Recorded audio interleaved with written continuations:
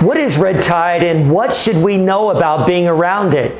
Well, first, red tide is a naturally occurring overgrowth of microscopic algae called Carenia brevis that forms along the Gulf Coast. For more than 100 years, biologists have documented red tide outbreaks.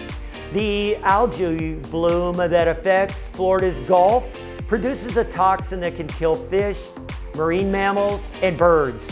To healthy people, though, it's more of an annoyance with a persistent tickle, cough, and maybe watery eyes.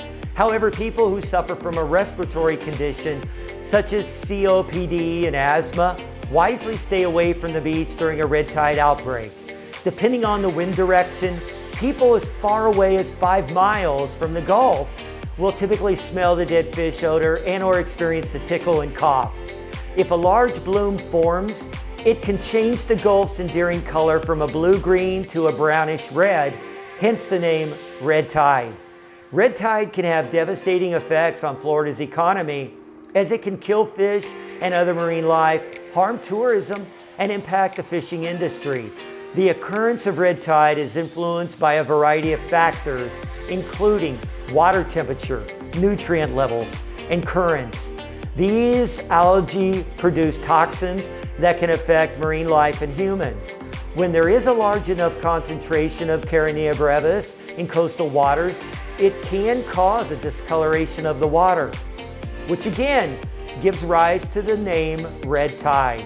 The algae can also cause respiratory problems in humans and can lead to the death of fish and other marine animals. The occurrence and severity of Florida red tide can vary from year to year, though it generally follows a hurricane or bigger storm in the Gulf. How long it persists depends on weather, current, tides, and nitrogen-rich conditions. Yes, locals and visitors who know red tide will choose to wade, swim, and play in the water, to some people's horror.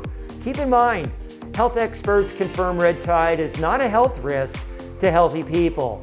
Now, if marine life die in big numbers, even healthy people should avoid the dead fish heavy surf when bacteria levels rise. Increasing bacteria levels can pose a separate issue. At Sarasota Lifestyle, during a red tide outbreak, I regularly share long-standing, credible resources from Moat Marine for monitoring current beach conditions and learning more about red tide. If you're interested in more neighborhood, lifestyle, and FAQ videos, subscribe to our growing Sarasota Lifestyle YouTube channel. Thank you.